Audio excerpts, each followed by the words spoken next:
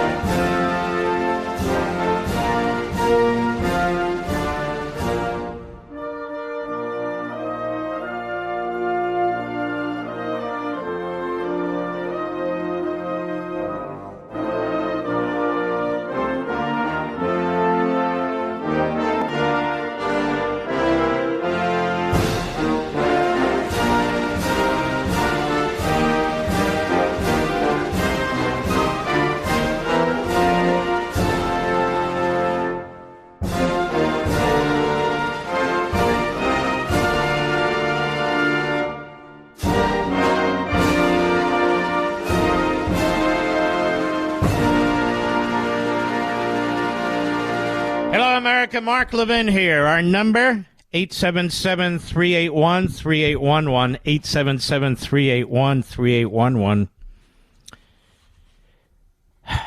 Why the hell would we give a visa to the foreign minister of the Islamonazi regime, Iran, to come into this country? Well, the UN's in this country. I don't care what's in this country. Those of you who've listened to this program over the decades know I've said we should get out of the UN, throw them all the hell out, create a new institution of purely democratic countries. But what do I know?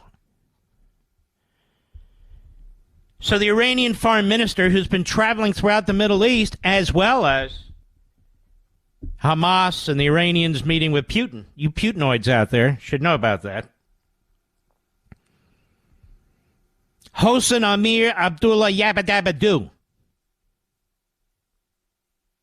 He's sort of the Himmler of the Islamonazi regime in Tehran. So he's at the United Nazis today, the UN, and he threatens us. Everybody threatens us. The Russians, the Communist Chinese, the inbred in North Korea, and now the Islamonazi regime in Tehran. I put this all at Joe Biden's feet. All of it, as he shuffles around and digs his feet into the sand in Rehoboth Beach. And who else? His mentor, Barack Hussein Obama, who hates America, who hates Israel.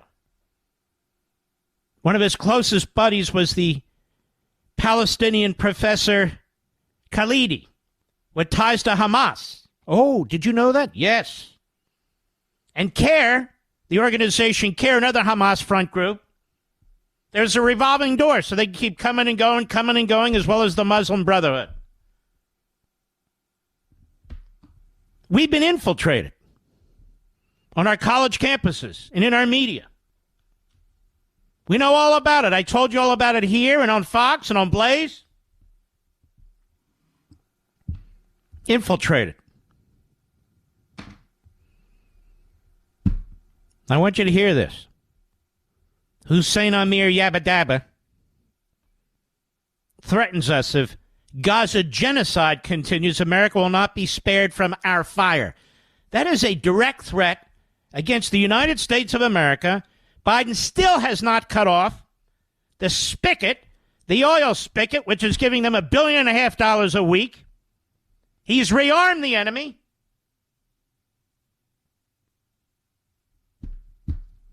While our border's wide open and our military funding is flat. Here it is. Cut 17, go. I say frankly to the American statesmen who are now managing the genocide in Palestine that We do not welcome to expansion of the war in the region. But I warn, if the genocide in Gaza continues, they will not be spared from this fire. It is our home. Shut up, you inbred. You wouldn't be saying that to Ronald Reagan. You wouldn't be saying that to Donald Trump. Joe Biden's getting Americans killed. Whether it's the open border, by the tens of thousands. Whether it's the soft-on-crime Democrats. And now, Americans are open season. Open season. And in our own country, our colleges and universities are breeding grounds for these rats. And what are we doing about it? Zippo. Nothing. Zero. Not securing the border. Not deporting people here on student visas or other visas. Kick their ass the hell out of here. Not ensuring terrorists aren't coming across the border. Of course they're coming across the border. They don't even have to be secret about it. Just find the right alley. The narco-terrorists, the drug cartels, they'll get you in. Won't be a problem. Every state on the border is trying to stop this, but Biden stops them. They go to court. The Attorney General of the United States goes to court. Hey, we're in charge of security. The fraud, the liar, who's the Secretary of DHS. The border's secure. Shut up, you idiot. Our enemies see weakness and they act. The hell does China have ships in the Mediterranean for?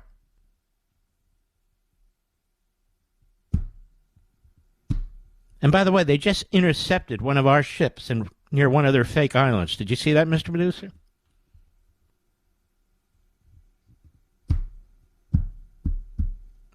And now this guy threatens us. This regime and their surrogates slaughtered 31 Americans. Any response? No. This regime and their surrogates have 10, 12, 15, they don't even know, Americans held hostage. Any response to that? No. Now we're trying to work it through. If the Israelis will just calm down, be proportionate, and follow the rules of war, give the enemy food, sustenance, water, and of course fuel, all will be well. That's right. Don't get angry. Don't get angry just because your people are being raped and brutalized and their eyes are being gouged out and they're being burned alive and their children are being decapitated. Come on, calm down. Don't respond out of anger. Be proportionate. Can you imagine Biden telling Jews in Israel, some of whom came out of the Holocaust, I so sympathize with you. I stand with you shoulder to shoulder. We will not allow any horrible things to happen to Israel. Whatever you need, we'll give you now. However, don't obliterate the enemy. And now they're on a new kick. It's not really new. I've spent the entire day thoroughly researching this topic of Iran beyond what I already know, which is a ton. But more than that, about the new foreign policy ideology. That's what it is. It's a new doctrine, but they don't tell you about it. They lie about it. Because they know if you knew about it, you would be disgusted. I actually wrote about it partly in Unfreedom of the Press with this guy, Ben Rhodes, who's the Deputy National Security Council advisor, as well as a poet or a fiction writer. He spilled the beans to the Washington Post. I read some of that to you. That they lied about a moderate part of the Islamonazi regime in Tehran. That they gave information to so-called experts and scholars who literally regurgitated the talking points point by point in the media, as well as the media themselves, as well as Democrats in Congress. And he lied. And he was bragging about it to the Washington Post, and the Washington Post printed it. And they were laughing about it. Let me tell you what's going on here, and I'm going to discuss it at great length on Life, Liberty, and Levin this weekend, but let me discuss it right now. Obama, Blinken, Sullivan, and a guy named Robert Malley. They decided that every preceding president had it all wrong. The problem, you see, is that America is too strong. That America is imperialistic. That America is militaristic. And that there should be one superpower calling the shots, or even involved in negotiations and discussions. There needs to be a balance. Michael Doran, D-O-R-A-N, called it a realignment. And before him, Martin Peretz, who's a liberal, was a Harvard professor, was a previous owner of the liberal and now left-wing New Republic, said the same thing. And what is this new foreign policy ideology? That you need to have balance, ladies and gentlemen, in all these regions. And so you take the most powerful country in the region. It doesn't matter if it's democratic, fascistic, Marxist, doesn't matter. And you need to have balance. And so Israel needs to be taken down a bunch of notches. And Iran needs to be built up. And that way they're working at a level playing field. And there'd be a balanced approach, one to the other. It's the realignment, as Michael Doran has called it. The realignment. Now, you and I both know that's insanity. You don't build up terrorist regimes that have killed Americans, kill their own people, kill people who don't agree with them, are expanding with an axis of evil that want nuclear weapons to blackmail us and to threaten us and everybody in the region. You build them up, you're building up terrorists. You're putting them on a level with civilized societies. This is why they keep talking about a two-state solution now. Listen to the propaganda. Obama put out an absurd statement. It wasn't written by him. It was written by Rhodes,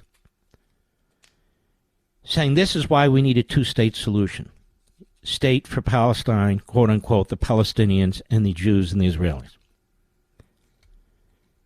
This is why Ben Rhodes put out a piece saying the same thing. This is why Thomas Friedman, who's a swine and a putz, this is why he puts out the same thing. This is why Biden keeps saying it. This is why even now they have Harris. She memorized the line. We got to have a two-state solution. So now it's a two-state solution. So if and when Israel goes into Gaza, at tremendous cost to that country, with a lot of their young men who are reservists, not even regular army, being slaughtered because they have to worry about the civilians on the other side. Like no army on the face of the earth. Not ours. Not any of the NATO armies. And what Biden, Obama, Blinken, Sullivan, Harris are all saying, all of them have said in the last 48 hours, when it's over, we, the United States, are taking over either directly or through a coalition of countries, and we are going to create a Palestinian state. And how will it be different than Gaza? And how will it be different than the Palestinian Authority? Who's going to be in charge of this? And who's going to enforce anything? That will be the ultimate demise of Israel. That'll be the end of Israel. Iran has killed Americans. We now know that there are 13 or 14 wounded Americans, some of them with severe brain injuries. We know there's now been over 90 attacks on American forces by Iran surrogates. And there's no response other than we keep the oil flowing and we're not going to enforce the sanctions. Why? Because Biden insists we got to have this balance. Obama insists. And if Israel goes in and obliterates Hamas, blows Hamas off the face of the earth so they can't ever kill anymore anybody. And Biden pretends he's for that, but he's not, because it changes the balance of power in the Middle East. He's not for it. Even look at Ukraine. Oh, he'll help Ukraine, but only to the point where Ukraine is deadlocked with Russia. Because they believe in balance, not victory. Not victory. Not victory, Ukraine over Russia. Not victory, Israel over Hamas or any of the other subhuman Nazis. And not victory for the United States. China sees it. Russia sees it. Iran sees it. North Korea sees it. And I've told you now for a long time that this kind of approach, or the isolationist approach, is going to lead to a world war, and your kids are going to be drafted. I'll be right back. Mark Levin.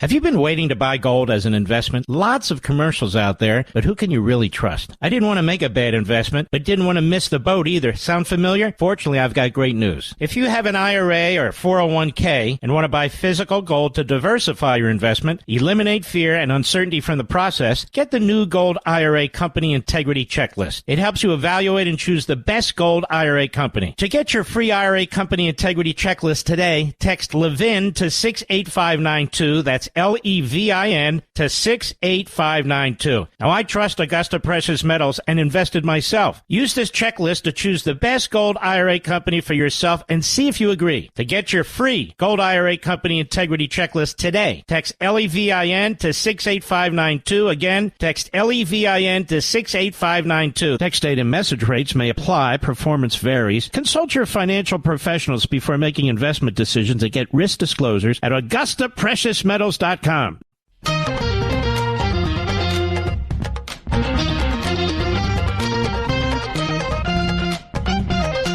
I'll circle back to this, but before I do, it's obvious, you all know, that this mass murderer walked into a bowling alley and then a pub. He slaughtered 18 people, 13 wounded. That number could go up. And there's a massive manhunt going on. And, of course, the gun control people are out there. We've got to be able to do something. We have to be able to do something. They don't stop these people. They don't stop. Neither the mass murderers or the leftists. And I want to talk about this when we return, and then I want to circle back to what's going on in our country as a result of what's going on with Iran and Biden. Be right back. Have you been waiting to buy gold as an investment? Lots of commercials out there, but who can you really trust? I didn't want to make a bad investment, but didn't want to miss the boat either. Sound familiar? Fortunately, I've got great news. If you have an IRA or 401k and want to buy physical gold to diversify your investment, eliminate fear and uncertainty from the process, get the new Gold IRA Company Integrity Checklist. It helps you evaluate and choose the best gold IRA company. To get your free IRA Company Integrity Checklist today, text Levin to 68592. That's Levin to 68592. Now, I trust Augusta Precious Metals and invested myself. Use this checklist to choose the best gold IRA company for yourself and see if you agree. To get your free Gold IRA Company Integrity Checklist today, text Levin to 68592. Again, text Levin to 68592. Text date and message rates may apply. Performance varies. Consult your financial professionals before making investment decisions and get risk disclosures at AugustaPreciousMetals.com. Mark Levin, radio's principal patriot. Call in now at 877-381-3811. So this guy's still on the move somewhere, unless he's committed suicide in the woods somewhere. And he had mental issues even a few months ago. He was a reservist. And he slaughters people in cold blood for no reason whatsoever. How can this happen in this country, it is asked. How can it happen? Sometimes I wonder, how can it not happen? With all the hate that surrounds us, that's pushed by a vile media, a vile Hollywood. How can it not happen? When once again, there are telltale signs of somebody with mental issues, and very little is done about it in any significant way. And it's just amazing to me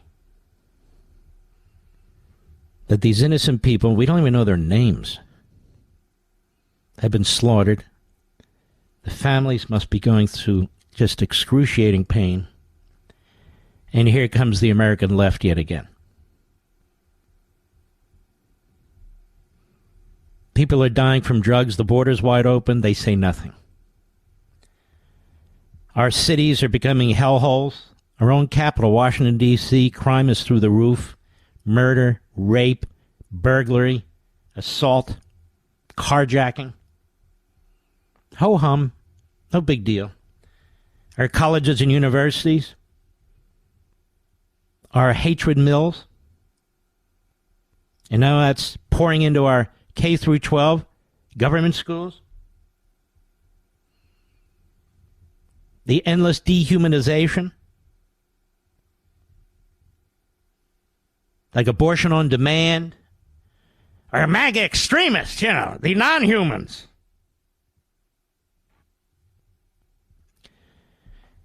So what do we do about it? Gun safety, or gun control, or gun something. Like the problem in the culture is guns, not the people. On page 127, because I know this will come up from time to time, I asked this question in The Democrat Party Hates America. As a rational and practical matter, ask yourself what exactly the Democrat Party and Biden would do to supposedly prevent a mass killing like this one. Even if there was no Second Amendment in the Constitution and the Republican Party was not there to stop them, what exactly would they do to stop mass killings? A complete ban on weapons, all guns, new weapons, older weapons, remove existing weapons? A ban on certain weapons by their looks, size, capacity, manner of firing, type of ammunition? A ban on who can own weapons by age, mental health? How many civil liberties will be violated to enforce weapon bans and confiscations? If a Soros-funded Democrat prosecutor won't charge individuals who use weapons in the commission of crimes, or if a soft-on-crime Democrat judge releases them early back to the streets, what kind of message does that send? Gun banning and confiscation will apply to people, the overwhelming majority of whom are 100% law-abiding. But that's not the intention of these Democrat Party initiatives. And of course, if the government cannot or will not prevent something like illegal aliens flowing into the country by the millions and drugs by the tons, or the unbridled gang killings that take place in our cities, often with illegally obtained weapons that come over the border illegally as well. How will it prevent illegal weapons from being trafficked into our country from black markets, cartels, terrorists, hostile governments, no matter what kind of ban they put in place? The border's wide open. If there's no reliably available government information tracking how many unlawful weapons have been brought into the United States due to Joe Biden's open borders policies, then how are we going to stop people from getting them? And Biden, the Democrat Party media, they just don't care. Why have states gotten rid of the death penalty? Isn't this a perfect case for the death penalty? Because it's inhumane, they tell us. It's inhumane. You know what the most humane thing would be, Mr. Producer? And I'm going to say it, whether people like it or not. To shoot this guy on sight. But that'll never happen. You know, that's the old days. The old days. When crime was under control. I don't know if they have the death penalty in Maine or not. Something tells me they don't because it's New England. But I could be wrong. Whatever happened to law and order prosecutors when it comes to heinous crimes like this? Or major crimes, period. We have judges that coddle criminals, judges. We have prosecutors who won't prosecute violent criminals. We remove the death penalty. We eliminate sentencing guidelines. They call this, by the way, criminal justice reform. We have recidivists. And here we have a guy that had mental issues, said he had mental issues. He heard voices. He went into an institution, as I read it, for 2 or 3 weeks. And voila, there he is. There he is. And their answer is what? They have no answer. Their answer is immediately to eliminate the Bill of Rights and your individual liberty and to bring in big government. Big government. That's the answer. The open borders, the inhumanity that's going on the border, the open cities controlled by Democrats, crime, undermining the cops, slashing their budgets early on, defunding them. That's the answer? That's not the answer. I love it when the Europeans say, you know, you Americans, why do you put up with this? You Americans are really smart. You should be able to figure out how to do something. I don't think we need lectures from Europeans. Do you, Mr. Producer? The birthplace of Adolf Hitler? Lenin and Stalin?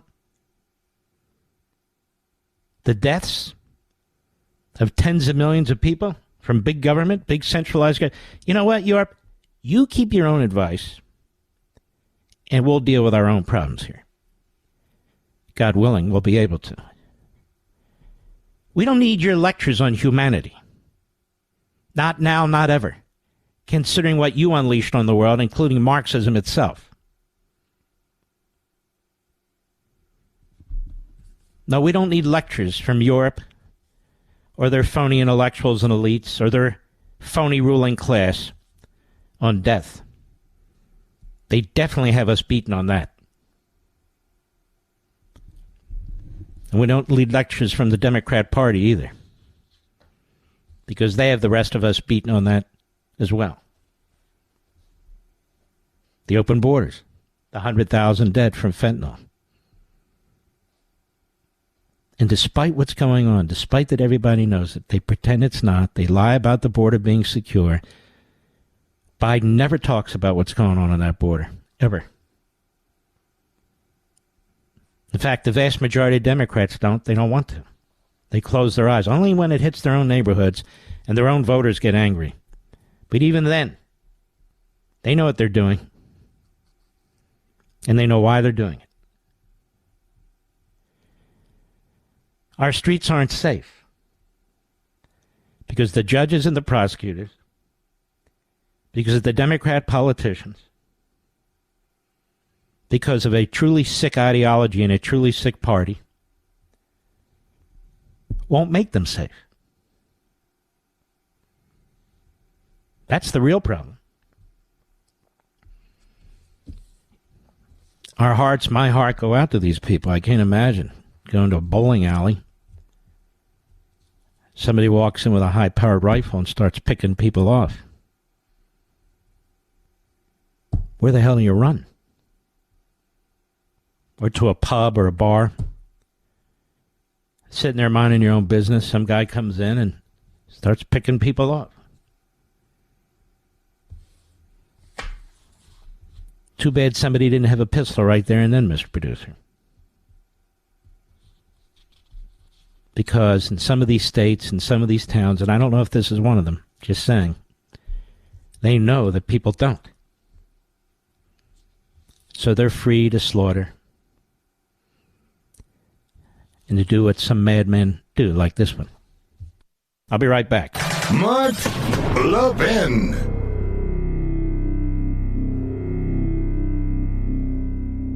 Have you been waiting to buy gold as an investment? Lots of commercials out there, but who can you really trust? I didn't want to make a bad investment, but didn't want to miss the boat either. Sound familiar? Fortunately, I've got great news. If you have an IRA or 401k and want to buy physical gold to diversify your investment, eliminate fear and uncertainty from the process, get the new Gold IRA Company Integrity Checklist. It helps you evaluate and choose the best gold IRA company. To get your free IRA Company Integrity Checklist today, text Levin to 68592. That's Levin to 68592. Now, I trust Augusta Precious Metals and invested myself. Use this checklist to choose the best gold IRA company for yourself and see if you agree. To get your free Gold IRA Company Integrity Checklist today, text Levin to 68592. Again, text Levin to 68592. Text date and message rates may apply. Performance varies. Consult your financial professionals before making investment decisions and get risk disclosures at AugustaPreciousMetals.com. You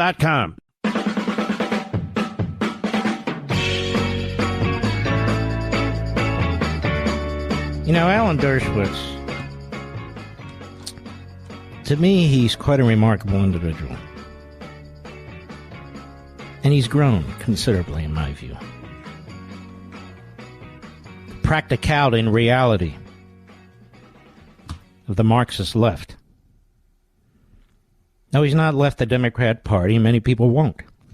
But he knows the problem. And many people don't. On Wednesday's broadcast of Newsmax's TV's The Record, as reported by our friends at Breitbart, Dershowitz urged the students who have blamed Israel for the Hamas terrorist attacks to go volunteer in Gaza. He said, go volunteer in Gaza, especially members of groups representing gay and transgender students for Palestine. He also argued that the willingness of these groups to overlook Hamas's treatment of women, gay people, transgender people is the best proof that this is all anti-Semitism. Because these protesters are willing to give them a pass on these core issues as long as they also hate Jews and the nation state of the Jewish people. He said, let these students who sign this demonstration, they sign these petitions and are involved in these demonstrations, blaming it all on Israel, let them go and volunteer. Gay students for Palestine and Gaza. Transgender students for Palestine and Gaza. You know how long they would last? One day. They'd be hanging from the rafters, he said. The best proof that this is all anti-Semitism is that these groups that say they support gays, they hang them, hate transgender people, hate women, treat them as third-class citizens. Yet, these protesters are willing to give them a pass on these core issues, as long as they also hate Jews and the nation state of the Jewish people. This is Nazism 2023. Well, I'm glad that's caught on, because I was sick and tired of being lectured by the media and others. And finally, Mr. Producer, I said it to you first. These are Nazis. The Hamas Nazis. And this phrase that I coined, Islamo-Nazi regime in Tehran, Islamo-Nazis. Because that's what they are. And I use these terms and I use these phrases to try and wake people up. Because of the phony names these Nazi terrorists give themselves. Oh, Students for Peace in Palestine. Are you kidding me? These are the SS. The SS. Not Students for Peace in Palestine. Oh, two-state solution. Oh, yes, yes, of course.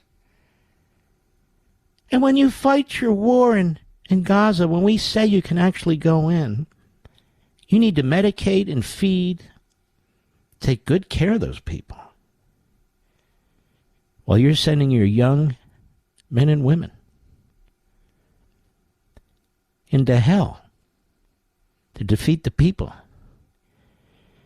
who committed ungodly, horrendous acts of torture and brutality against fellow human beings. Check that. Against human beings. Because these people are not human beings. I'll be right back. This segment of the podcast is exclusively sponsored by Pure Talk. Pure Talk offers great coverage and can save your family money on your wireless bill every single month. Go to puretalk.com to find the plan that's right for you. Thank you again for listening, and thank you so much for this sponsorship, Pure Talk. He's here. He's here. Now, broadcasting from the underground command post, deep in the bowels of a hidden bunker, somewhere under the brick and steel of a nondescript building, we've once again made contact with our leader, Mark Levin. You know, ladies and gentlemen, welcome. We're going to be moving around, but I still have a few items I want to get to here. Important items. Here we have the New York Post. New York Post. By the way, the New York Post was offered, before my book came out, the opportunity to run some of the parts of the book that sometimes you partner with a news agency to do that. So they waited and waited and waited and said, no thanks, and they ran with some other crap. It was unbelievable. But I forgive them. For now. New York Post, John Podhoretz. Rather than protecting Jews, authorities are telling us to hide again. What's this all about? A day after Jewish college kids found it necessary to barricade themselves inside a library in the center of Greenwich Village while a mob of repugnant terrorist lovers banged on the doors that were locked trying to get at them. And they were encouraged to go to the attic, ladies and gentlemen, where many Jews were hiding during the Holocaust. The attic. The NYPD let it be known that on the Sabbath, this Sabbath, which starts Friday evening, Jews in Brooklyn had better remain at home, stay inside, lock their doors. A so-called pro-Palestinian protest. Why do we call it pro-Palestinian? Isn't it now clear? A Hamas Nazi protest is scheduled for 3 p.m. Saturday in front of the Brooklyn Museum. This is right in the middle of Shabbat for Jews. That's 1 mile from 770 Eastern Parkway, the headquarters of the largest ultra-Orthodox sect in the world, the Lubavitch Hasidim. Right there. Roughly 20,000 observant Jews live around that address in the neighborhood called Crown Heights. Al Sharpton might remember the name of that neighborhood. Remember that, Al? An important host, you know, on MSNBC. Jews should definitely avoid the area, quote-unquote, a police source told COLlive.com. There's no intel at this time in which direction the protests will head. They said locals should definitely stay away from Eastern Parkway in the area. Podhord says our NYPD is telling the Jews of Brooklyn, and there's a lot of them, that they are at risk. And this is the implicit corollary. They cannot be protected. They cannot be protected. Now, on the Sabbath, observant Jews do not use electricity or vehicles or screens of any kind. They don't use iPhones, telephones of any kind. They can't receive texts and emails, phone calls, no TV, no radio. So to pass the time on a Sabbath afternoon, they often go for a long walk. Not this time. Not this weekend. As the NYPD source said, after all, who knows which direction the mob will go? So better for the Jews stay inside and hide. Just as it became a matter of life and death for them to stay inside back in 1991. Al, in the very same neighborhood. What everyone is afraid of is a repeat of the Crown Heights riots of August 1991. In Crown Heights that year, a 3-day anti-Jewish riot followed a tragic automobile accident that took the life of a 7-year-old black child after he was hit by a car driven by a Hasidic Jew. Not only were 38 Jews violently beaten, 7 Jewish-owned businesses were looted and burned to the ground. Let's go get a Jew, a mob chanted, and then they did. They murdered an Australian doctoral student named Yankel Rosenbaum, stabbing him and smashing in his skull. At Cooper Union in Greenwich Village, yesterday, the kids barricaded themselves inside for their own safety. They saw members of the pro-terror mob glaring at them through glass doors. They heard taunts from outside and knew, as every Jew knows down to our multi-millennial marrow, that any of them at any moment could be Yankel Rosenbaum. Stay inside, bar the doors. Why do you think the marchers are meeting near Crown Heights anyway? This is why. Their purpose isn't to call for a ceasefire or to advocate for the Palestinian people. Their purpose is to make it known what October 7 made known. There will be no peace or security for any Jew anywhere in the world if they get their way.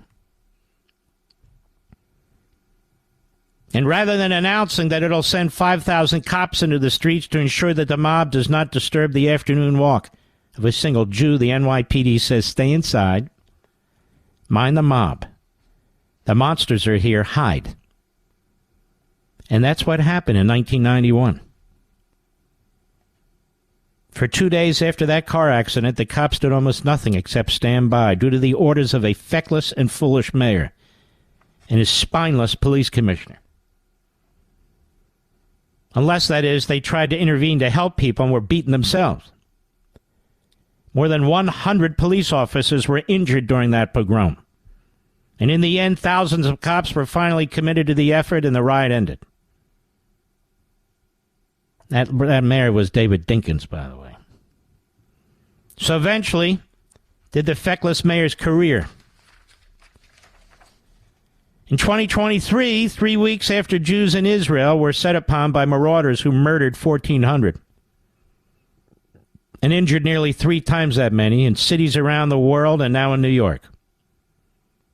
Jews outside Israel under attack as never before in recent history, rather than finding themselves protected as never before.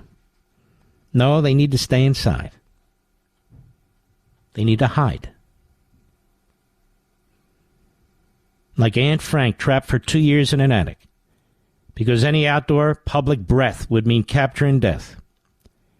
And captured anyway because someone in the house below the attic ratted the Frank family out. Stay inside. Like the pianist Watslaw Spielman, played by Adrian Brody in The Pianist 20 years ago, who did not talk to another person for more than a year. For more than a year. As he remained silent and all but motionless in a room in Warsaw, after his family was deported to and slaughtered at Treblinka. Podhoretz says, in my 62 years of life, I've thought every day of the blessing America has been to the Jewish people. And I've talked about this to you at length a couple of times now. It is a blessing unlike any my people have ever known. And this, the most Jewish city in the world outside of Israel, New York, has been a blessing as well. And at this moment, though, the Jews had better hide. I cannot tell you how terrifying this is. He writes. Most of you listening are not Jewish. You're what I call and what others call righteous Gentiles. You understand the problem, and you also understand that it spreads. I have a list in front of me of all the attacks against America, all the American deaths from the Islamo-Nazi terrorists. Slaughter here at home. Their pinnacle being 9/11. Slaughter on cruise lines. Slaughter on airlines. Slaughter of Americans. 31 Americans were slaughtered on October 7th. What are their names, Mr. Producer? Do they not put them on the screen and tell us who they are?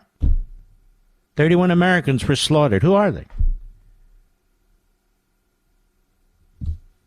What about their children? Or what about their parents? What about their families? Nobody ever talks about them. Nobody. Iran was behind this. Hamas as a surrogate. Qatar. Turkey. NATO. Turkey.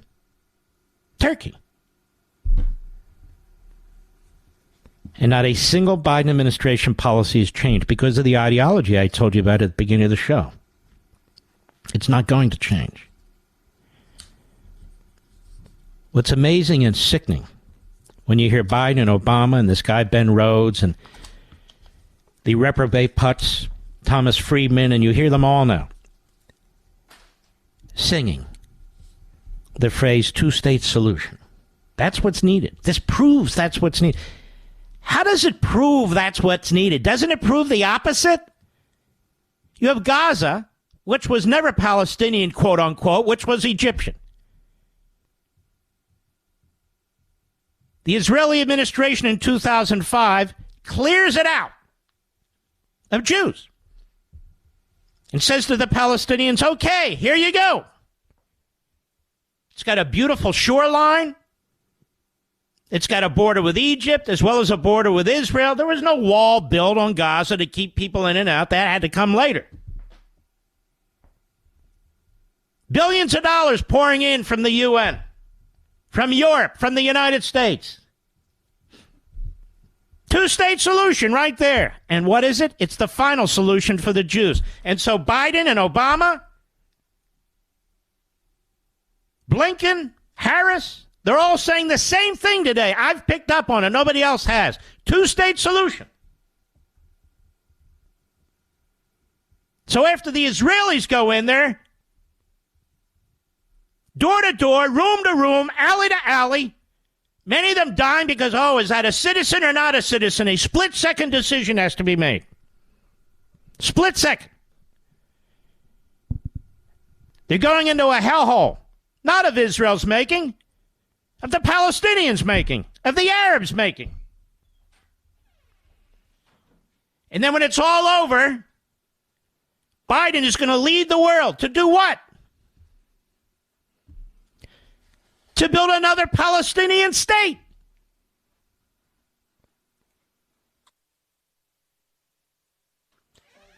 Can you imagine? Who does that? Nobody. Our enemies are on the move, and they're on the move for a reason. Biden can't even focus on what's going on in our country. And we've talked about the border. What's he going to do about this Hamas network? What's he going to do about this group, Students for Peace in Palestine?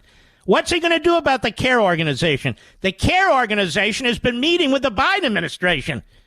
This is a Hamas front group.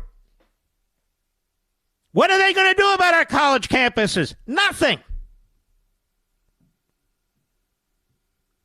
Nothing. It's the Democrat Party, after all.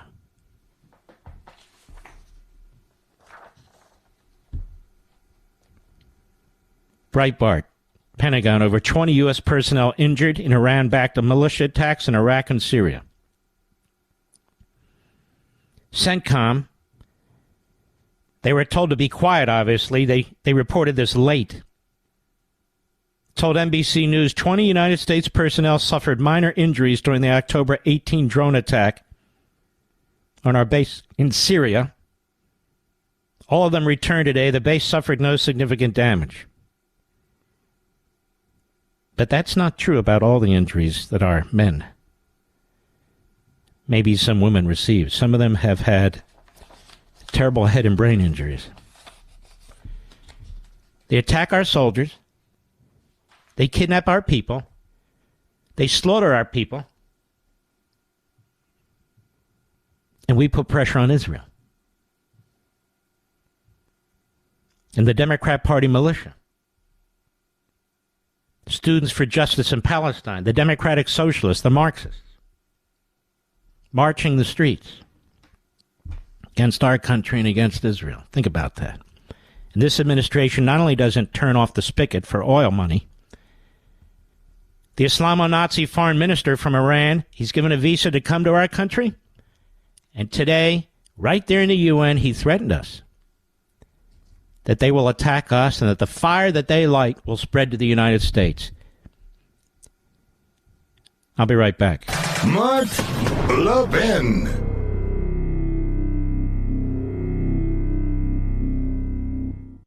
I have to tell you something that speaks to the very core of our values as Americans. About a veteran-owned company on a mission to make a real difference in the lives of our military members. And of course, I'm talking about our great sponsor, Pure Talk. I absolutely love what they're doing. Our veterans gave everything to protect our nation, and Pure Talk understands the sacrifices they've made. Now, they've set an ambitious goal to eliminate $10 million in military debt by Veterans Day. But they can't do it alone. They need your help. When you switch to Pure Talk's lightning-fast 5G network, they'll donate a portion of every new order to this noble cause. And you can make a real difference just by choosing superior cell phone service. And Pure Talk's plans start at just $20 a month, offering unlimited talk, unlimited text, more data, and a mobile hotspot. Just go to puretalk.com/Levin, Levin, and make the switch. Let's rally together, show our unwavering support for our veterans, get the best service at the best price as well. Visit puretalk.com/Levin, puretalk.com/Levin, and switch to Pure Talk today in less than 10 minutes. It's the right move, and it's the American way.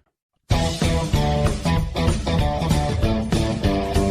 want to congratulate the boss over there at the UAW. I've always said, I don't have a problem with union members. I have a problem with their bosses. Because they're thugs. They're Democrats. Almost to a man and woman. And so they've cut some kind of deal with Ford and another company. I forget which one. Maybe Jeep. And so those of you who purchase Fords, those of you who get serviced by Ford, buy parts by Ford, you're going to see the prices skyrocket. So congratulations to the UAW boss, who's a complete Democrat hack thug, barely literate. You ever see this guy, Mr. Producer? It's a real punk. Another one who gets, power goes to his head, much like these HOA types. Power goes to their head. We're going to strike here. We're going to strike. I can see him with a little map in his office, up on the wall. How much does that guy make? $500,000? More, maybe? Like this Weingarten at the American Federation of Teachers. I think for 20 years she was a substitute teacher. She now runs that union like a mobster, in my humble opinion. Look, I've got a lot more when we come back, and I will be right back. I have to tell you something that speaks to the very core of our values as Americans, about a veteran-owned company on a mission to make a real difference in the lives of our military members. And of course, I'm talking about our great sponsor, Pure Talk. I absolutely love what they're doing. Our veterans gave everything to protect our nation, and Pure Talk understands the sacrifices they've made. Now, they've set an ambitious goal to eliminate $10 million in military debt by Veterans Day. But they can't do it alone. They need your help. When you switch to Pure Talk's lightning-fast 5G network, they'll donate a portion of every new order to this noble cause. And you can make a real difference just by choosing superior cell phone service. And Pure Talk's plans start at just $20 a month, offering unlimited talk, unlimited text, more data, and a mobile hotspot. Just go to puretalk.com/Levin, Levin, and make the switch. Let's rally together, show our unwavering support for our veterans, get the best service at the best price as well. Visit puretalk.com/Levin, puretalk.com/Levin, and switch to Pure Talk today in less than 10 minutes. It's the right move, and it's the American way. Mark Levin, a proud conservative. No ifs, ands, or buts. Call in at 877-381-3811. As soon as this Judge Chutkan issued her gag order, and the media spun it as a partial victory for Trump, I came on the air and I posted that this is no victory for anybody, except the government, the prosecution, and the judge. This is prior restraint. Donald Trump is the defendant. He has every right to condemn what's happening to him. He's also a presidential candidate. And despite all their squawking about the possibility of violence and so forth, they have absolutely no evidence whatsoever that any of that has occurred. None. So the goal of Jack Smith and the Department of Justice, not only to convict Donald Trump and put him in prison for the rest of his life, but to prevent him, even as a presidential candidate, from speaking out and defending himself in the way he chooses to do it, not in a prescribed way by the government. Well, the ACLU that's been sitting on the sidelines for years and hates Trump, this was even too much for them. You know, they came to the defense of the American Nazi movement. In Skokie, Illinois, they went to the court, the Supreme Court, as did others, and said, hey, we hate these people, but they have a right to march. But Judge Chutkan and Jack Ryan didn't even believe that Donald Trump had the right to criticize Jack Smith. Think about that, how outrageous that is. And even the ACLU said Trump retains a First Amendment right to speak, and the rest of us retain a right to hear what he has to say. In a briefing they just filed. And by the way, I don't take my lead from these people, but I just thought you'd find it interesting. Lawyers for the ACLU argued the gag order is overly vague and violates Trump's due process rights, noting he cannot possibly know what he's allowed to say. The entire order, they said, hinges on the meaning of the word target. But that meaning is ambiguous and fails to provide the fair warning that the Constitution demands, especially when, as here, it concerns a prior restraint on speech. Let me tell you, this Judge Chutkan should have recused herself for two reasons. She's a radical Obama appointee who cannot possibly, and has demonstrated she cannot possibly, run her courtroom as a legitimate courtroom. Her rulings have been outrageous. Number two, she's an idiot. So that's very dangerous. A radical Obama Marxist who's an idiot. And Jack Smith felt, we got the judge we wanted. He told her in filings, don't recuse yourself. You're perfect. Doesn't matter what you said in other cases. Doesn't matter what you said about Trump in other cases. No. You're great. We need you. The government, the Biden administration, the attorney, we want you to stay. So she says, I'm going to stay. All these examples that you use, well, they don't apply to this case. So Donald Trump facing a Biden special prosecutor, facing an Obama judge, facing a grand jury, now kaput, but before, made up of Democrat voters out of the District of Columbia. He fights back. You're not allowed to fight back unless you do so in a way that we insist that you do it. Be polite. No, he doesn't want to be polite. On top of that, he's running for president. So this demonstrates once and for all the attempt to interfere in this presidential election, denying Trump his due process rights under the Fifth Amendment, his free speech rights under the First Amendment, his right to competent counsel, competent not meaning that counsel's incompetent, meaning that they don't have the opportunity to vigorously defend him under her prior ruling. That's the Sixth Amendment. So far, this judge has violated the First Amendment, the Fifth Amendment, and the Sixth Amendment. Just so you know. There's a lot going on, but we can't tolerate this sort of stuff either. We can't pretend it's not happening. So, Hollywood, what do you think about all these people in Gaza? What do you think about this? That they can't get out. They can't get out. Why can't they get out? Well, here's Matt Miller, State Department spokesidiot, for once telling the truth. Cut 6, go. If you've ever been to Rafah Crossing, or if you know what it looks like, there is an Egyptian side that is controlled by... I'm sorry, it wasn't on my vacation list. Was it on yours, Mr. Producer? I missed that one. I'm sure you can get a pretty good deal right now. Let's start over. Go ahead. If you've ever been to Rafah Crossing, or if you know what it looks like, there is an Egyptian side that is controlled by Egyptian immigration authorities, and then there is a Gaza side that has been controlled by immigration authorities from Hamas. And in the middle, there is a no man's land. And so the Egyptian authorities are ready to process American citizens and other foreign nationals if they make it through the Gaza side of the border, through the no man's land to them. But the problem has been up until now, and it's the problem that we've been trying to unlock, is that at times on the Gaza side of the border, there has been no one there from Hamas to open the gates and process people and let them through. And at other times, there have been actually armed Hamas militants standing there. What's amazing about the way this guy talks, this diplomat, bureaucrat, hack? He tells the truth. We're talking about terrorists, bloodthirsty, subhuman terrorists. There's nobody there to process the applicants and to let them through and to open the gate. And every now and then they're shooting. And so when Reuters does stories with information and photos fed by the Hamas Nazis and runs with them over and over and over again, the malnourished children, they'll show pictures of that handed to them by Hamas. Does it occur to Reuters to ask, well, why don't you let these people go?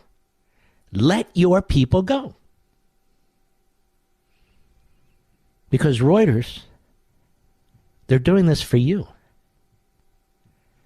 They want you to run the photos and send them all over the world. These are terrorists. These are Nazis. Let me ask you a question about Nazis.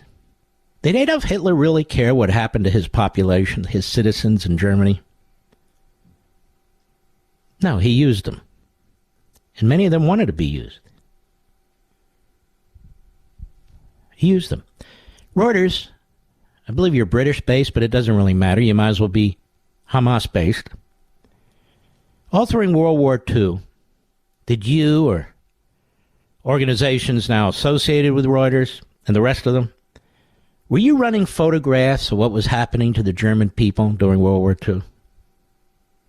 To their children? Why not? Why not? Because back then, our media, with some significant exceptions, but our media was patriotic. It wanted America to win. It wanted our allies to win. Even while the New York Times was covering up the Holocaust, an unforgivable sin, by a so-called news organization. run by left-wing Jewish family, following the directives of the great Franklin Roosevelt, Mr. New Deal, Mr. For the Little Guy. It still didn't publish photographs of what was happening in the hospitals in Berlin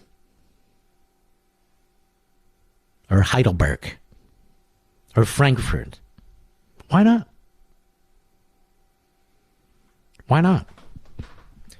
So here we have a statement by Matt Miller. Pretty cold-blooded, bureaucratic way to put it, but nonetheless, he's telling you that Hamas will not allow people out of the passageway. Now, I'm waiting for Hollywood to put out a letter and send it to Hamas. Aren't you, Mr. Producer? We in Hollywood, we insist that you open that gate. Hamas, we insist. My friends and I, we wrote a letter. We were all sitting at the cafe in Beverly Hills, having a grand old time. But then we decided we can't just sit here and eat trifles and truffles and all the rest of it. Decide on whether we want white wine or red, whether we want it to be flowery or not. No. We really need to make our objections known. We need to write a letter to Hamas. Open the damn passageway. Now, Hamas and the Iranians met in Moscow 24 hours ago with Putin. Did you know that? China has a couple of its ships in the Mediterranean. Did you know that?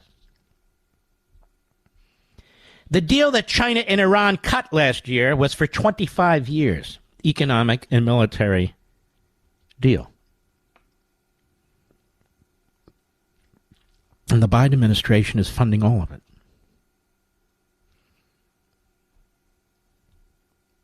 I don't know how any rational American, red-blooded American, could even think about voting for Democrats right now. It is the party of bigotry and racism. It is the party of national suicide. It is the party of street violence, despite their best efforts to make January 6th an example. Oh, but by the way, there's a new report out. Remember that Robert E. Lee, that huge statue of Robert E. Lee on his horse in Charlottesville, Virginia? Remember that, Mr. Producer? Well, finally, it was melted down. It doesn't exist anymore. Just like the Taliban. Poof, it's gone.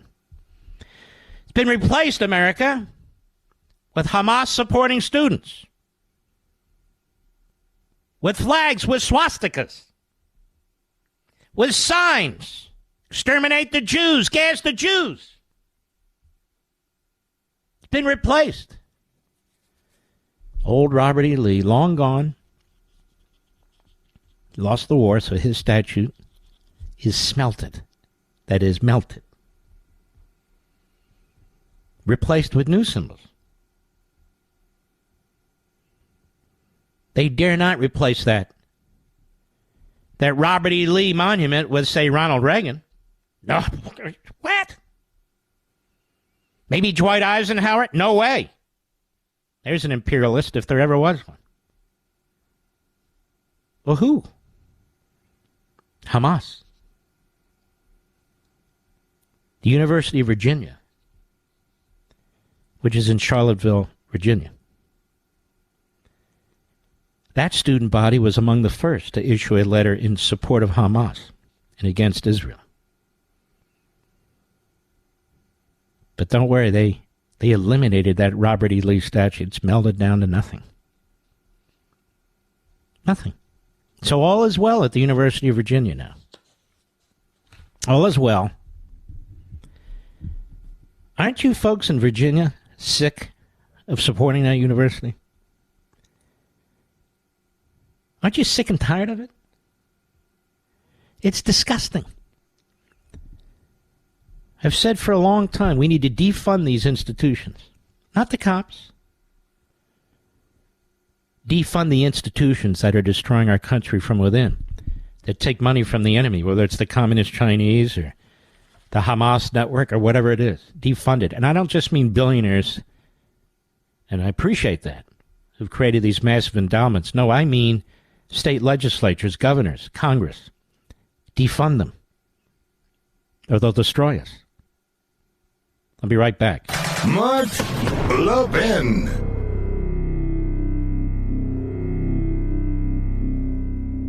I have to tell you something that speaks to the very core of our values as Americans. About a veteran-owned company on a mission to make a real difference in the lives of our military members. And of course, I'm talking about our great sponsor, Pure Talk. I absolutely love what they're doing. Our veterans gave everything to protect our nation, and Pure Talk understands the sacrifices they've made. Now, they've set an ambitious goal to eliminate $10 million in military debt by Veterans Day. But they can't do it alone. They need your help. When you switch to Pure Talk's lightning-fast 5G network, they'll donate a portion of every new order to this noble cause. And you can make a real difference just by choosing superior cell phone service. And Pure Talk's plans start at just $20 a month, offering unlimited talk, unlimited text, more data, and a mobile hotspot. Just go to puretalk.com/Levin, Levin, and make the switch. Let's rally together, show our unwavering support for our veterans, get the best service at the best price as well. Visit puretalk.com/Levin, puretalk.com/Levin, and switch to Pure Talk today in less than 10 minutes. It's the right move, and it's the American way. Well, the latest reporting on the mass murder is that he might have been in his house. People are listening on the open line where cops talk to each other, and they heard him yelling to somebody to come out with their hands up. Now, it could have been somebody else. Who knows? But they also have some choppers over there. So that is the latest, and I cannot be certain of it, but that's what they're reporting. I'll be right back.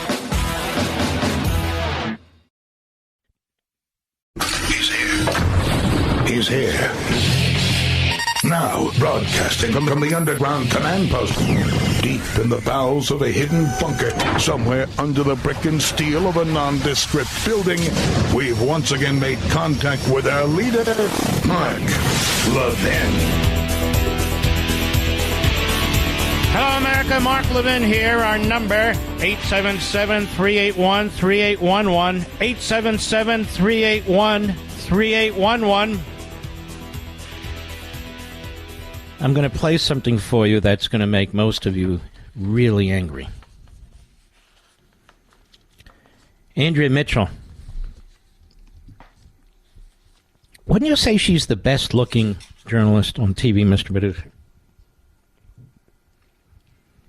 I'd say she's the best-looking reporter on TV. Why is that misogynist? I'm giving her a compliment. I mean, I understand, a low standard. Anyway, she has been a propagandist for her entire career, started as a cub reporter in Philadelphia, and has gone downhill ever since. You know, it's amazing. All the people at MSNBC, they are like the farm team, because that means they couldn't make it on the NBC. Because everyone on MSNBC really wants to be on NBC. So it's embarrassing for somebody like Andrea Mitchell, one of the best-looking women in journalism today. Anyway, here she is with Ayman Safadi. Now, who is Ayman Safadi? Ayman Safadi is the Jordanian Deputy Prime Minister. I want you to listen to Andrea Mitchell.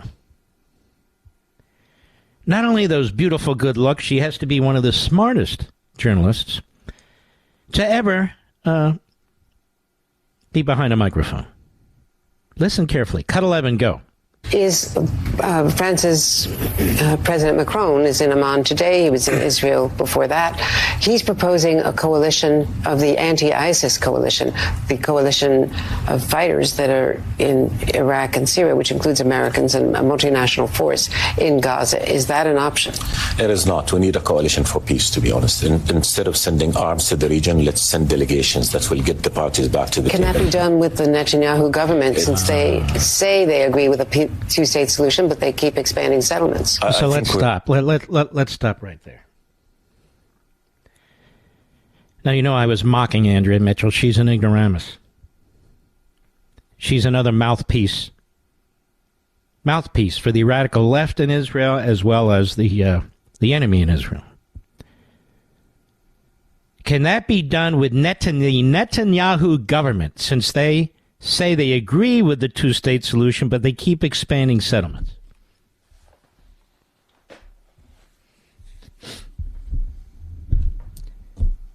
You know why they hate Netanyahu? You know why Obama hated Netanyahu? Blinken hates Netanyahu. Biden hates Netanyahu. National Security Advisor hates Netanyahu. Thomas Friedman of Putz hates Netanyahu. Ben Rhodes of Putz, who writes poetry, hates Netanyahu. You know why this cabal of boneheads, reprobates, malcontents, and supercilious morons, you know why they all hate Netanyahu? Much for the same reason they hate Trump and hated Reagan before that. Because Netanyahu's not buying into their foreign policy doctrine, which requires Israel to get weaker and America to build up its enemies, just as it requires America to get weaker and America to build up its enemies. A balance of power in the region. That's what they believe in. Doesn't matter if these people are terrorists. Doesn't matter if they have no intention of getting along with anybody. Doesn't matter if they slaughter Jews, and I might add, slaughter Christians, slaughter Muslims who are quote-unquote non-believers. Doesn't matter. I mean, Israel says they want a two-state solution. I vehemently oppose it. And Andrea Mitchell, she'll never go to Gaza to report from there. She can't. They'll kill her in 2 seconds. Why? Number one, she's a putative Jew. Number two, she's a female. Number three, she's an American.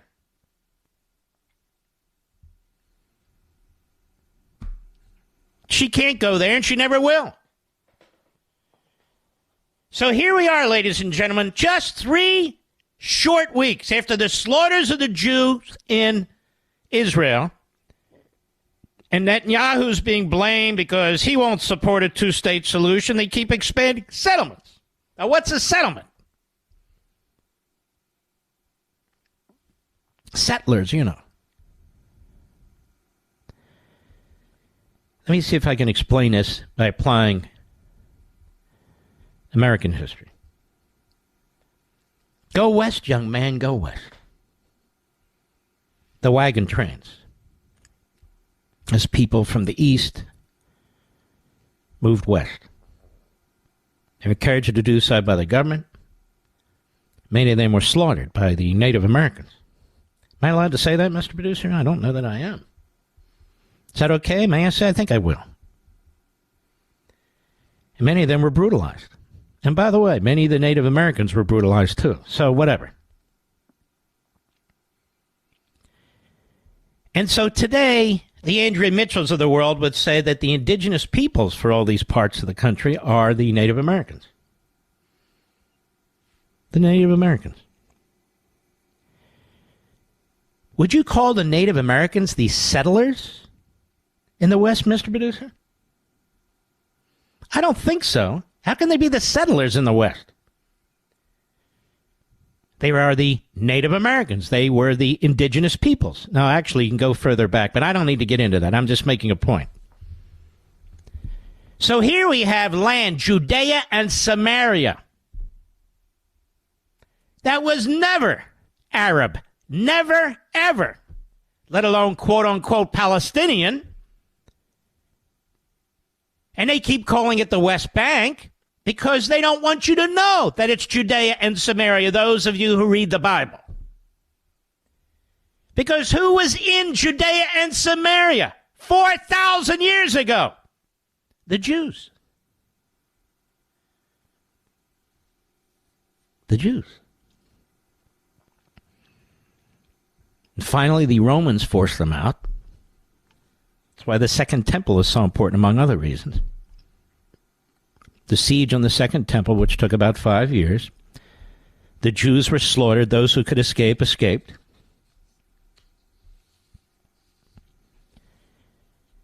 The Ottoman Empire knew this. And I've explained this. 100 years ago or so, as they were collapsing,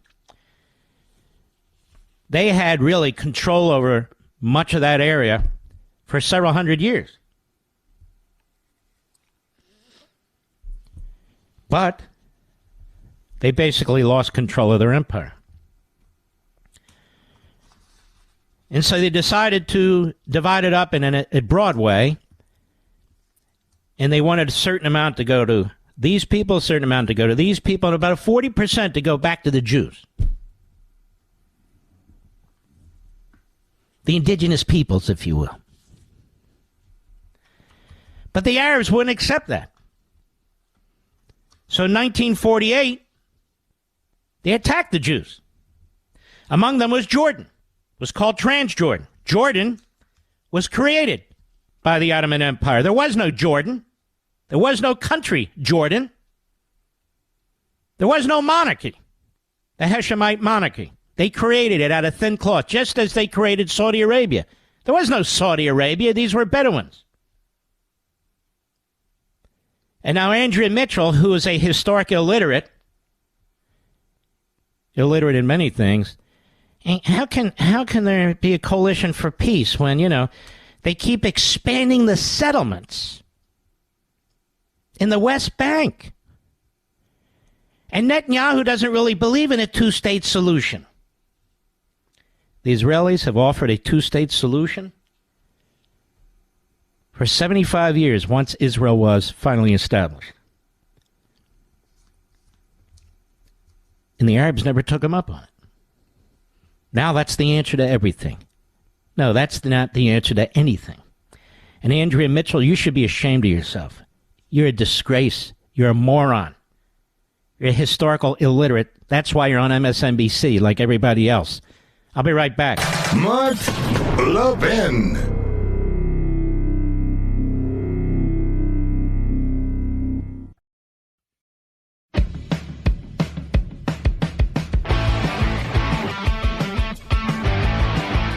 It's a pleasure to have on the program a man who I really have enjoyed getting to know, a man who's truly decent, very conservative, solid, Senator Tim Scott. Senator Scott, I seem to recall you tried to do something early on about these college campuses, didn't you? Mark, you're 100% right. I cannot believe the disgusting, despicable, anti-American behavior on our college campuses. And 5 years ago, Mark, 5 years ago, I started working on legislation leading to create an environment where our Jewish community would be safe and welcomed on college campuses. And instead of that, Mark, instead of people supporting the anti-Semitism legislation that I created in 2016, that the former President Trump, signed into an executive order inviting me to the White House to be a part of the celebration, instead of us seeing the exact opposite, we're seeing the exact opposite, Mark, on today's campuses, where we're having people hating America, hating the Jewish population, supporting terrorism, encouraging genocide, Mark. It boils my blood. This administration is speaking with a forked tongue, Mark. You cannot believe the words coming out of their mouths. I am so frustrated with what I'm seeing on college campuses. And, Mark, we should not wait for the Jewish community to stand up.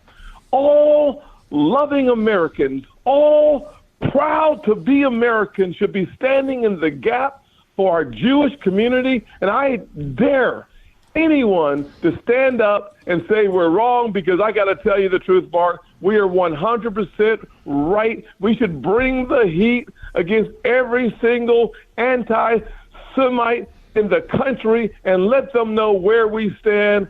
We stand on the side of right. We stand with our Jewish citizens. We stand with Israel, because we know Psalms 122:6 says, pray for the peace of Jerusalem, and those who do will prosper. So profound.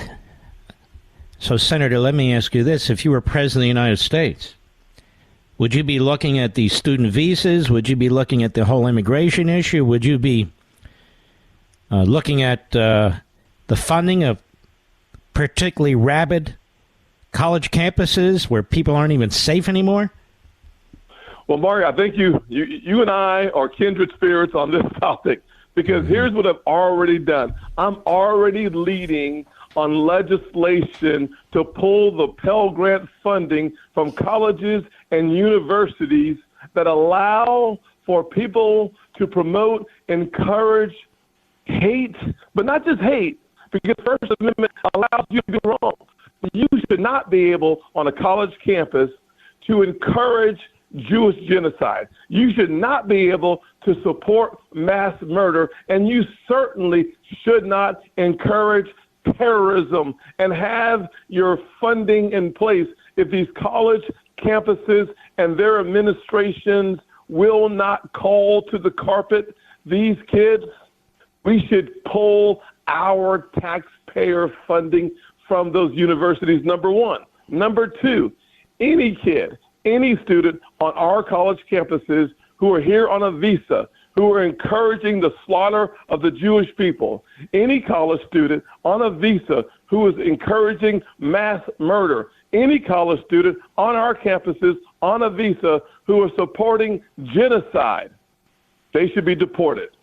They should be pulled out of class, pulled off the campus, and kicked out of our country. That's the kind of leadership I would have as President of the United States. I'm telling you, Mark, those are the first two steps. But then we have to turn to an incredibly important issue, the southern border. Mark, over the last several months, we've seen thousands of illegal immigrants cross our border from Iran, from Syria, from Iraq, and from Yemen combined. I'm concerned that our country has sleeper cells in our midst. And that's not being hyperbolic. I mean it sincerely. We need a president who is willing to close our southern border, not sell off the construction material. We need a president who's willing to use the military-grade technology to surveil our southern border and, frankly, the tunnels beneath, not a president who wants to keep the border insecure, unsafe, and wide open. That's why your listeners can go to votetimscott.com, contribute $1, contribute $5, so that this voice remains on the stage fighting for common sense, decency, and the preservation of our relationship with the great nation, Israel. Folks, Tim Scott needs to be on that stage. Some of them don't. Chris Christie comes to mind all the time. But Tim Scott should be on that stage. So you need what? You have plenty of money and support, but is it the polls, or you need small donations? What is it that you need, Senator? Mark, the good news is we've qualified by the polls. You're right, we do have enough money, but we need a few more donors. So the individual donors, it's interesting. We started this campaign in March. They only started counting our donors April the 12th, which we raised 10,000 donors in the first 4 weeks, and they're not counting those folks. We need another few thousand donors in order for us to remain on the debate stage. We are the most pro-Israel, pro-common sense, loving America, because I've lived the American dream. We're going to fight tooth and nail to make sure that this nation is a city on the hill. I'll do it from the bench. I'll do it from the field. I'll do it from the stands. I'll do it from the airwaves. We have to make sure that the next generation of Americans inherits the country, Mark, that you and I inherited. This is not about politics. This is a mission to make sure America always stands on the side of right. VoteTimScott.com. Look, you may support another candidate. That's fine. The point is he should be on that stage. VoteTimScott.com. VoteTimScott.com. When is this debate? I don't even remember when this debate is. November the 8th, Mark. Wednesday, November the 8th. We are 10 or so days away from it, and I will tell you, one of the most consequential conversations we should be having is not simply debating each other about the differences. We should be debating the future of this nation. We should be debating the fact that this nation must make a stand and make the stand clear, make it consistent, and make it concise. We're always with our Jewish brothers and sisters, wherever they are in the entire world. We're going to hold you over, Senator, if you don't mind. We don't get you that often. It's VoteTimScott.com, VoteTimScott.com. We'll be right back. Mark Levin, the thunder on the right. Call in now, 877-381-3811. Senator Tim Scott is our guest. His site is VoteTimScott.com. You ought to check it out, VoteTimScott.com. Senator Scott, what is this love affair between Biden and his administration and the regime in Iran that they seem to have rearmed and that is behind all this terrorist activity? What is that all about? Mark, it is un-American to see what's happening in this administration. I can't think of anything more bizarre than to watch the first steps, the baby steps of this administration, Mark. It started before October the 7th, when they were going to have the Russians negotiate with the Iranians on our behalf for a new JCPOA or a new nuclear deal. And then after October the 7th, the first reaction, the weakness of Joe Biden attracts atrocities, conflict, and chaos. Then the negotiations, the $6 billion, Mark, help to fund Hamas. I know they say they froze the dollars, but money's fungible. But what they miss to talk about is the $80 billion of energy resources when Biden allowed them to start selling their oil again. That makes them complicit. But let's go one step further on this Iranian relationship. How is it that on American soil, the Iranian's foreign minister said if we allow for the genocide in Gaza to continue, America will pay a price? How dare this administration allow the foreign minister of Iran to threaten Americans and America on our soil? How is it that Hamas says thank you to Iran and we sound like church mice? We deserve better in the President of the United States, and I can't think of the first thing they should do is call in the squad and kick them out the party. They are so transfixed by power. They are so addicted to political power that they're willing to use anybody, any issue, any group to hold on to their political power. And it is disgusting, Mark. We're talking about 2023, the worst attack on the Jewish people since the Holocaust. And this administration stands with Bibi in the daylight and negotiates to stall the entry into Gaza at night. That is a great way to put it. And you're exactly right. They do one thing in front of the camera and another thing behind the scenes, and it's really duplicitous. And they're lying to us, we the people. Now, Senator, again, it's votetimscott.com, votetimscott.com. Again, we want him on the stage. I want Tim Scott on the stage. Whoever you support, maybe you support Tim Scott, that's great. But he's met all the requirements except he needs more small donations. I don't really understand these RNC rules, to be perfectly honest with you, but I don't. That's what we're stuck with.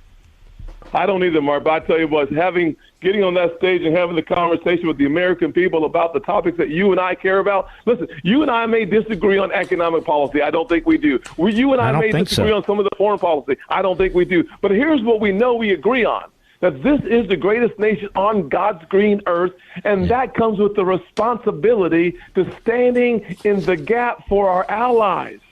That is a responsibility that we have always lived up to. We've always been loyal to our allies and lethal to our adversaries. But President Biden takes a leap back instead of leaning into the fight. I think he's Obama light. He's got all these Obama radicals around him, whether it's Blinken or Sullivan and all the rest of them. And they have a very perverse ideology about our country and foreign policy. And look where it's gotten us. I mean, we now have Americans, 31 who were killed. Nobody ever talks about it. They were killed. They were slaughtered on October 7th. We have American hostages. We now have American military personnel, some of them with apparently some very serious head wounds. And he doesn't do anything. Well, Mark, you raise a really good point, and this is where I think the country needs to put the dots together. Under Obama, we saw the red line in Syria. And what was the response, Mark? Nothing. We saw the incursion in Ukraine. What was the response? Nothing. Then he created the nuclear deal, the JCPOA, and within months, the Iranians were test firing ballistic missiles in violation of the actual agreement that I thought was terrible anyways. But what did they do? Nothing. And so you take that administration and you put it on steroids, bring the same people back into Joe Biden's administration, and they do it again. But instead of paying $400 million for hostages like they did in the Obama administration, they supersized the payment to $6 billion. The result, they created a market for American lives abroad, a massive market. It endangers every single American abroad. And that's not being hyperbolic. That's just the facts. We need to tie these strings together so the American people can see clearly that the radical left, led by too many folks who feel like, look like, walk like anti-Semites, I'm talking about the squad, we have a responsibility to expose the radical left, and their theology is power. You're exactly right, Senator. Well, I want to thank you. I want to thank you for your clarity, your morality, your understanding of what's taking place here. It's votetimscott.com. A small contribution from thousands of you will enable him to get on that stage with their weird rules. And debate. Again, many in this audience support President Trump or Ron DeSantis. Many support you, Senator. But we want to have the senator on the stage because I think he is a very, very important voice. And I want to wish you all the best. Be safe, my friend. Be safe. Thank you, Mark. God bless you. And let's make sure that we all stand with Israel. No matter where we disagree, let's never turn our back on the only democracy. 9 million people surrounded by 400 million. Let's stand in the gap. God bless you, sir. Take care of yourself. Thank you. Yes, sir. He's a good man. Very good man. And I want to read something to you on another matter, but there's so much going on and we're running out of time here. Jim Trusty was at one point one of President Trump's lawyers, but in my view, he's one of the finest litigators I've ever met. I haven't known him long, but he's truly exceptional.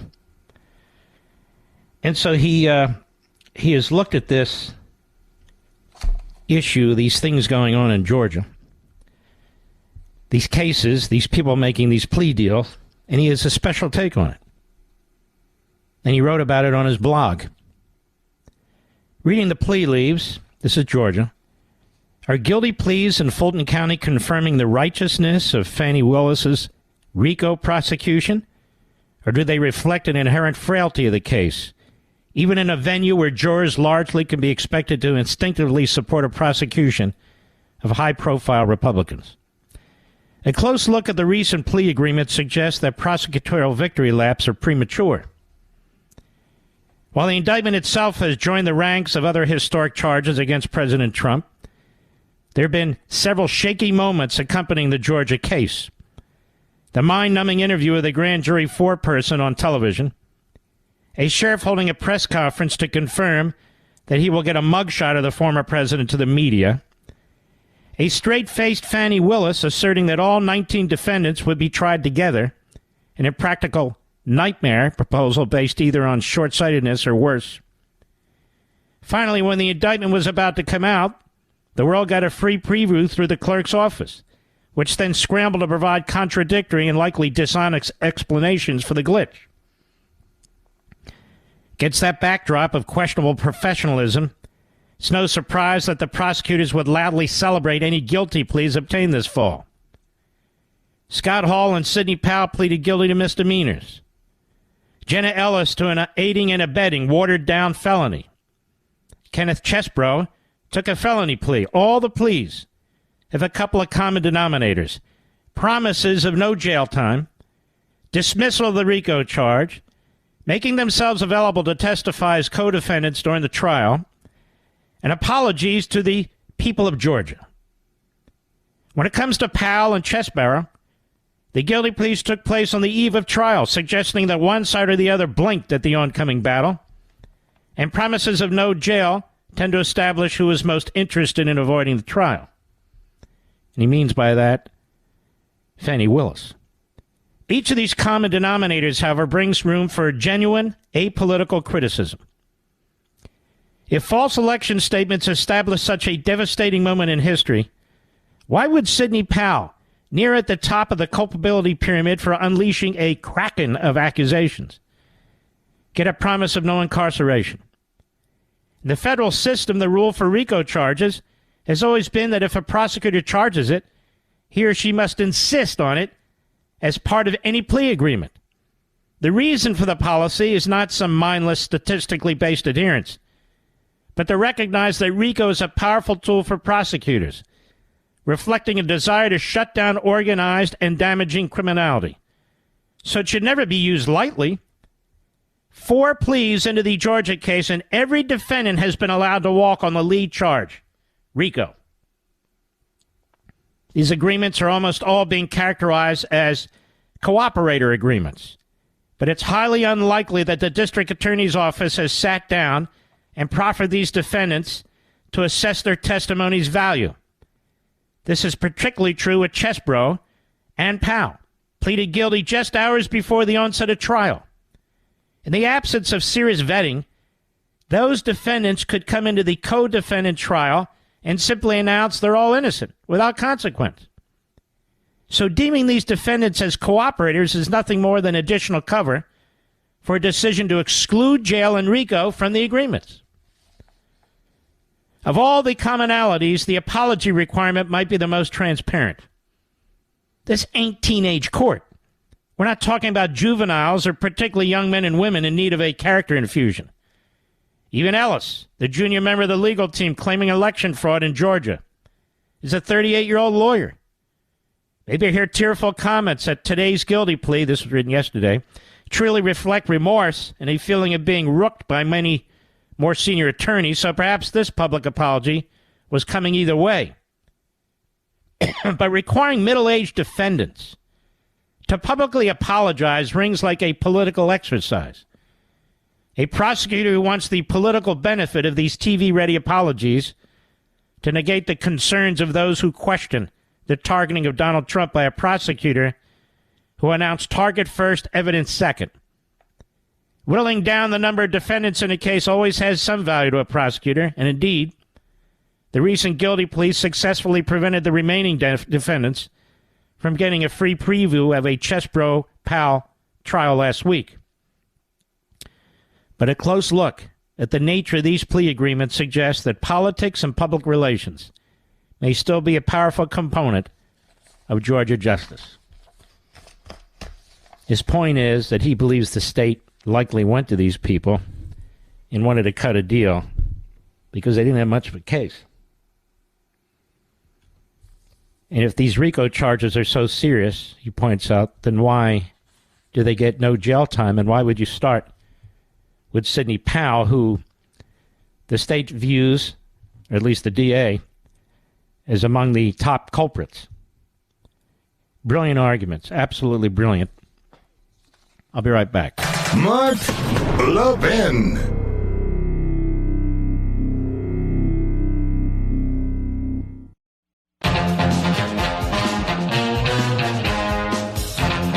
You know, we've been monitoring events in Maine the entire show.